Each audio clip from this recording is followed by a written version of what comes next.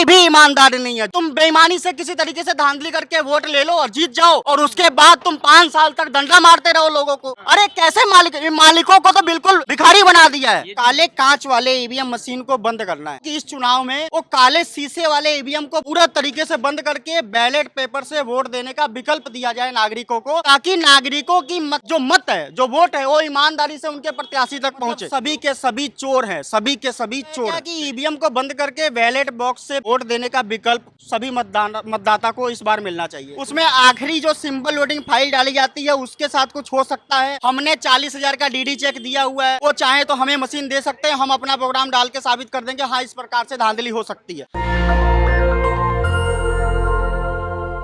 नमस्कार, मैं श्रवण कुमार, आप देख रहे हैं नेशनल दस्तक और हमारे साथ बातचीत करने के लिए राहुल जी हैं। राहुल तिवारी इनका नाम है पूरा।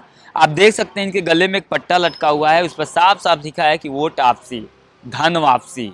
मैं इनसे बातचीत करूंगा कि इस पट्टे पर जो नाम लिखवा रखे हैं, जो वोट आपसी का, इसका क्या लेना देना है। पहले तो स्वागत है सर आपका हमारे चैनल पर। Thank you very much. Sir, ये जो वोट आपसी वाला आप ये लिखवा रखे हैं, इसका क्या उद्देश्य है? ये देखिए, जैसे कि ये लिखा हुआ है वोट वापसी, इसी तरीके से हमारा एक कानून है वोट वापसी पासबुक का।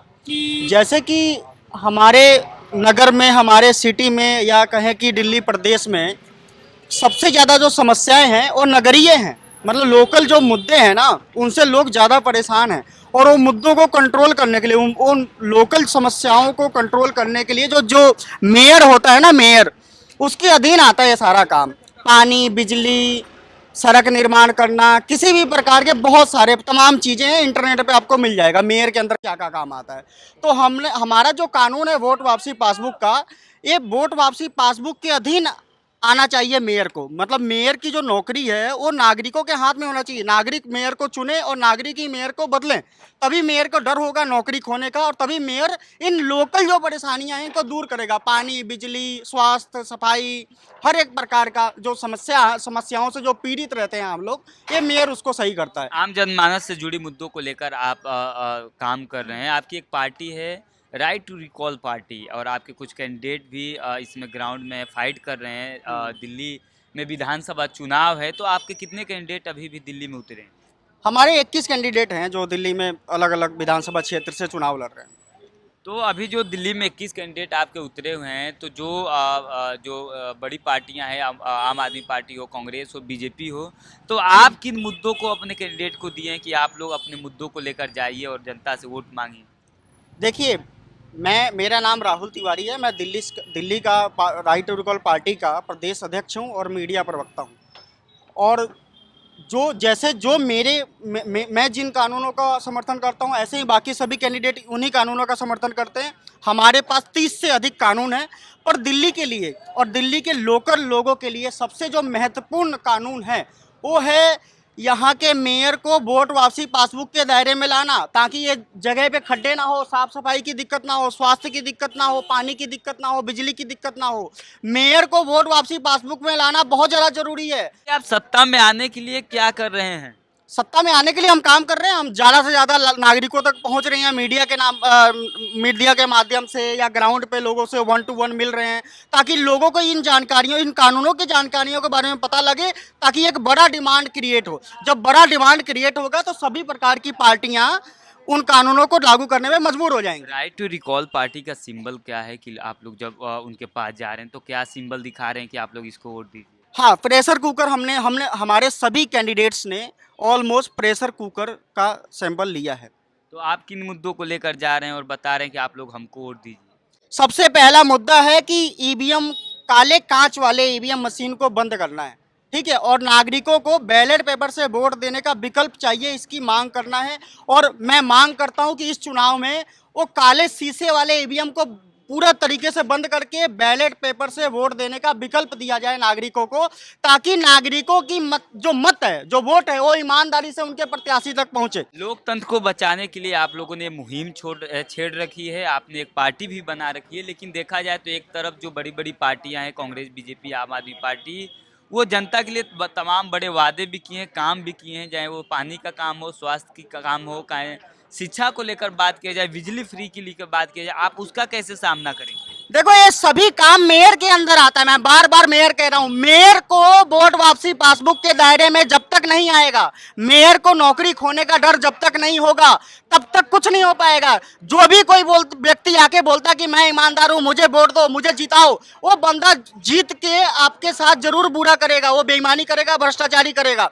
जब मेयर वोट वापसी पासबुक के दायरे में होगा ही नहीं तो कैसे वो लोग ईमानदारी से काम करेंगे? 70 सालों से तो यही हो रहा है। हर कौन ईमानदार नहीं है? कौन ईमानदार नहीं है? कोई भी ईमानदार नहीं है। जो बंदा वोट वापसी पासबुक के दायरे में नहीं है वो ईमानदार नहीं है। जो जनता के लिए काम नहीं कर रहा है, नहीं, तमाम जो काम कर रहे हैं वो जनता ईमानदार नहीं है। जनता के लिए सभी लोग बोलते हैं कि हम जनता के लिए काम कर रहे हैं, हम जनता को सुविधाएं देंगे, पर कुर्सी पे बैठने के बाद वो लोग सुविधाएं इसीलिए नहीं देते क्योंकि उनकी नौकरी नागरिकों के हाथ में नहीं है।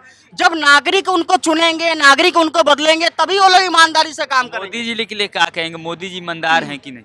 कोई भी ईमानदार नहीं है। जो इंसान वोट वापसी पासबुक के दायरे में नहीं है वह ईमानदार नहीं है। आप तिवारी जी ईमानदार हैं कि नहीं? मैं भी बेईमान हो जाऊंगा अगर मेरी नौकरी वोट वापसी पासबुक के दायरे में नहीं होगी तो ये बहुत बड़ा एक लॉजिक है कि जो वोट वापसी की बातें कर रहे हैं, आखिर वोट वापसी इतना जरूरी क्यों आज के दौर में? देखो, पहली बात, अगर एक मालिक और एक नौकर हो, देश की पूरी जनता मालिक है और ये जो नौकर जो मंत्री हैं, जो भी क्या नाम मंत्री हैं और जो ये क्या कहते हैं विधायक हैं या फिर कोई भी सरकारी अफसर हो, अधिकारी हो, अधिकारियों से लेके मंत्रियों तक, यह सभी लोग नौकर है, जनता मालिक है।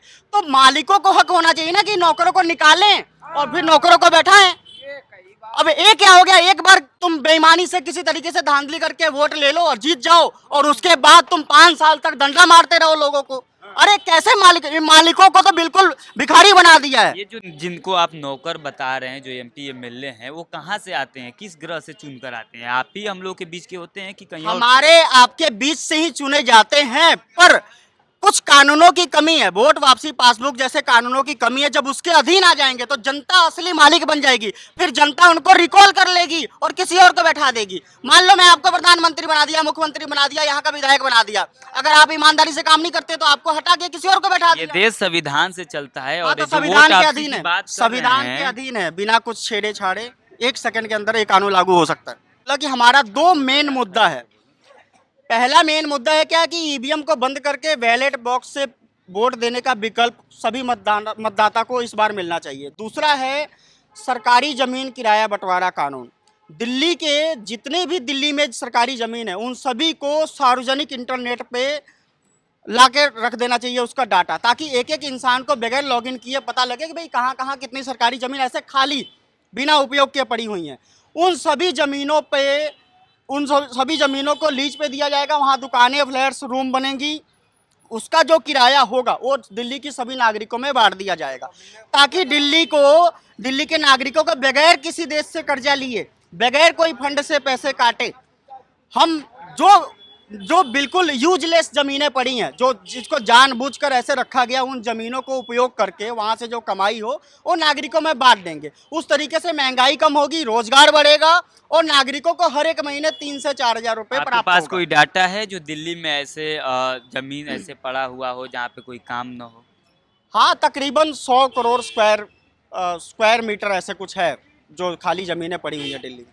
सरकार उस पर ध्यान नहीं दे रही है?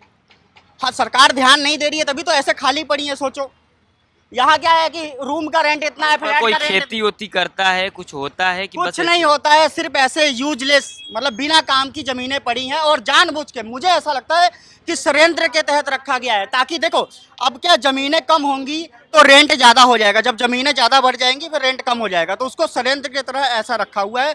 जब नागरिक इसकी डिमांड करेंगे तो उन लोगों को ये कानून छापना पड़ेगा, जब छापेंगे तो रोजगार, महंगाई सब कुछ सही हो जाएगा। लास्ट सवाल है आपसे, जिस तरह से आपने ईवीएम के जो वो कांच जो है, जो काले कांच है, उसको लेकर लगातार आप सवाल उठा रहे हैं, लेकिन देखा जाए इस देश में ईवीएम लाने वाली जो पार्टी है कांग्रेस, और ईवीएम से आज लोग कहते हैं, मैं नहीं कह रहा हूँ, लोग कहते हैं कि ईवीएम से सत्ता में है बीजेपी, और तमाम जो बड़े बड़े राजनीतिक पार्टियां हैं तो वो उस कांच को लेकर सवाल नहीं उठा रही हैं, फिर भी आप उसको क्या कहेंगे? सभी लोग पीछे से मिले हुए हैं। मैं तो यही कहूंगा, देखो मेरा ये मानना है कि जो व्यक्ति सीधा नहीं बोलता हो कि उस मशीन में काला कांच क्यों लगा है, उसमें लाइट सेंसर क्यों लगा है, उसमें आखिरी जो सिंबल लोडिंग फाइल डाली जाती है उसके साथ कुछ हो सकता है। हमने 40,000 का डीडी चेक दिया हुआ है, वो चाहे तो हमें मशीन दे सकते हैं, हम अपना प्रोग्राम डाल के साबित कर देंगे हाँ इस प्रकार से धांधली हो सकती है। तो अगर वो लोग उसका जवाब नहीं दे रहे हैं, जो विपक्ष की पार्टियां हैं वो लोग भी हमारा खुल के समर्थन नहीं कर रहे हैं, इसका मतलब सभी के सभी चोर हैं, सभी के सभी चोर हैं। चलिए शुक्रिया। तो आप लोगों ने राहुल तिवारी जी को सुना, जिस तरह से इन्होंने ईवीएम को लेकर बड़े बड़े बयान दिए हैं। आप क्या सोचते हैं हमें कमेंट में जरूर बताइए। शुक्रिया। नेशनल दस्तक की आपसे गुजारिश है कि अगर इसको बचाना चाहते हैं तो नेशनल दस्तक को सब्सक्राइब करने के लिए रेड कलर के सब्सक्राइब बटन को दबाएं, फिर बेल आइकन की घंटी दबाएं। नेशनल दस्तक को बचाने के लिए बहुत जरूरी है कि हर खबर को शेयर करें, लाइक करें, कमेंट जरूर करें।